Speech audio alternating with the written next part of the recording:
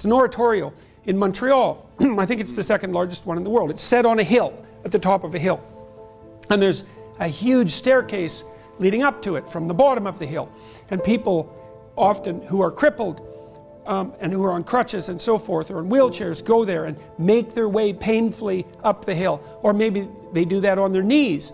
And the idea is that they're struggling incrementally uphill, step by step, despite their burdens, to reach the city of God on the hill.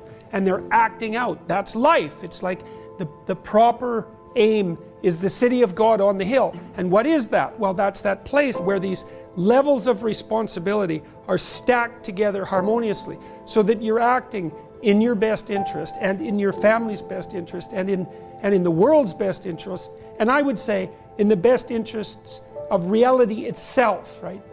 Assuming that we have some integral role to play in reality, which is certainly at least true at the human level. That's the city of God on the hill that beckons to everyone. And you move towards that humbly, so that's one step at a time. And you do it despite your burden and your suffering, all of that. And that's all dramatized in that, and it's a perfect drama of that. My granddaughter, who's 14 months old, has just learned a new game. And the game is, she plays it with her wooden spoon. And the game is, she has the spoon, and then she looks at you, and then she gives you the spoon. And then you take it from her, and she lets it go, and then she watches you, and then you give the spoon back. And she's very happy to get the spoon back. But she's also very happy to give it to you. And then she turns to the next person, and she gives them the spoon, and then she gets it back. And then you can play with her. And the play is, well, now you've started to embody the principle of reciprocity, right? We can trade, and it's a repeating game. It's not one trade. You don't end up with the spoon, and I don't end up with the spoon. We both have the spoon some of the time across time, and there's some utility in the exchange itself. Okay, so she's playing with that and thrilled about it, and no wonder, because it's a walloping discovery. And so then you take the spoon from her, and maybe you hold it a little longer than she expects, and that makes her a little nervous, but then you give it back and then she's relieved, and that makes her happy. Or you cover the spoon with your hand, and then she's a bit confused about where it might be, and you show it to her and you give it back, and she's happy about that. Or she reaches out to grab it and you pull it away a little bit and move it back and forth, so she has to do a little more effort to get it. And as long as you don't push that, and it's a bit of a challenge to her, both physically in terms of coordination, but also psychologically in terms of delay of gratification, she also finds that gratifying. And the reason for that is that you're showing how robust and resilient the idea of reciprocity is across sequences of transformations. And so the Piagetian idea is something like, there's an implicit morality that emerges to constrain the infinite set of interpretations, and it has to do with the structure that will maintain reciprocity optimally in the largest, including the largest number of people across the largest amount of time. And so the way that I've been portraying that for the people who've been listening to my lectures is that, well, you need to take responsibility for yourself, as if you care for yourself. Okay, so first we figure out what's yourself. Well, it's not just you now, because you aren't just you now. You're the community of yous that stretch across time. So in order for you to take care of yourself properly now, you have to learn to play an iterative game with yourself that's sustainable and even potentially improvable across time. And there aren't many games that you can play like that, so that starts to radically constrain the set of possibilities. And then it's more constrained than that, because not only do you have to play a game with yourself that can repeat across time to minimize suffering, to remove the possibility of death, to allow for the possibility of productive movement and a certain amount of happiness, but you have to do that with other people around you and across time. And so there's you and the multiple yous embedded in your family, and the multiplicity of your family members embedded inside a culture, and the extension of that culture across time. And so for you to act properly, then all of those things have to be harmoniously balanced at the same time, and that radically reduces the set of potential interpretations. And that's the antidote to the chaos of the infinite array of potential perceptual worlds. Well, and then there are questions that emerge out of that, like, well, what's the best way to play that game? But we certainly know that reciprocity, fair play, the spirit of fair play is immensely important to that, and that's what Piaget documented, and it's what we all know. And also that there's something about truth that's absolutely integral to that as well. one of the things I talk about in 12 Rules for Life, and in my lectures, this has become a meme, strangely enough, something that's widely distributed on the web, partly because there's a comical element to it. It's to clean up your room. And everyone laughs about that because I'm taking that seriously. It's like, well, clean up your room. Everyone's mother has told them that 1,000 times, right? But I try to explain why. It's like, well, you have a bit of chaotic potential right in front of you.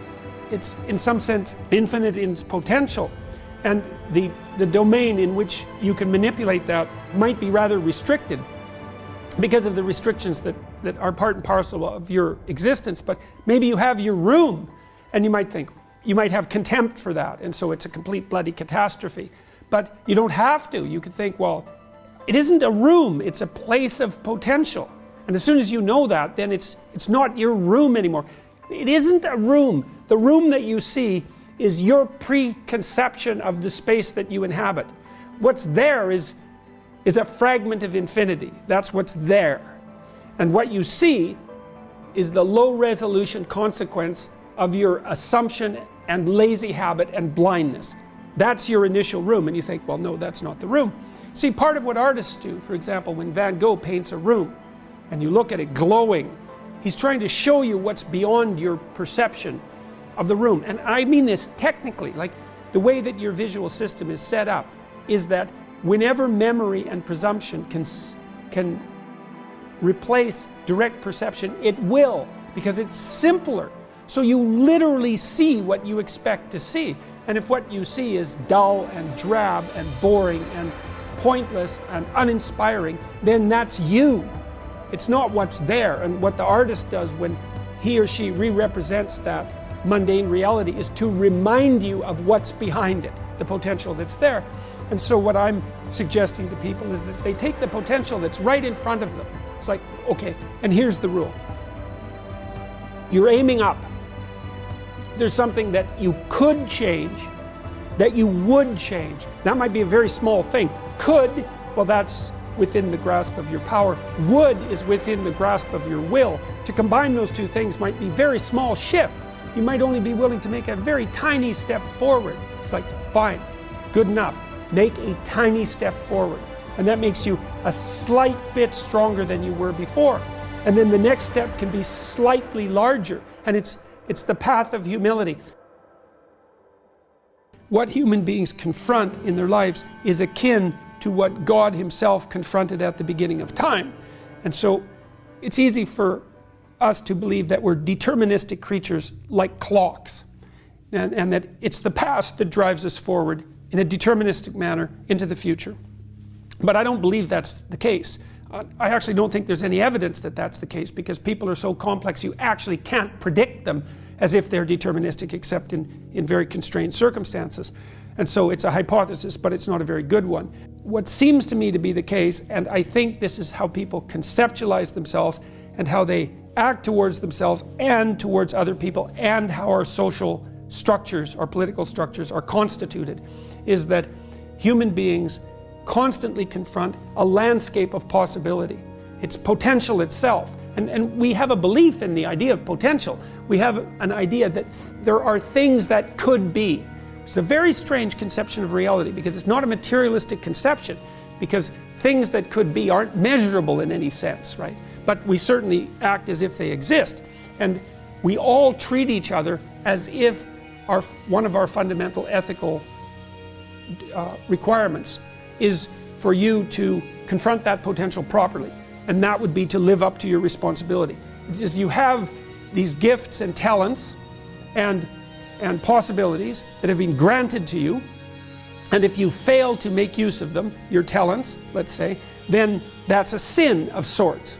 And that's a religious way of thinking about it, but it doesn't matter, because that's how people treat each other. If you have a child, for example, or a spouse, or a friend, brother, anyone you care about, and you have the intuition that they could be making more of themselves and what they have than they are, then you're deeply disappointed in that. And the reason you're disappointed in that is because there's a call to us, an existential call, to confront that potential that's everywhere, that faces us in every direction, and to transform it into the most functional and habitable order possible.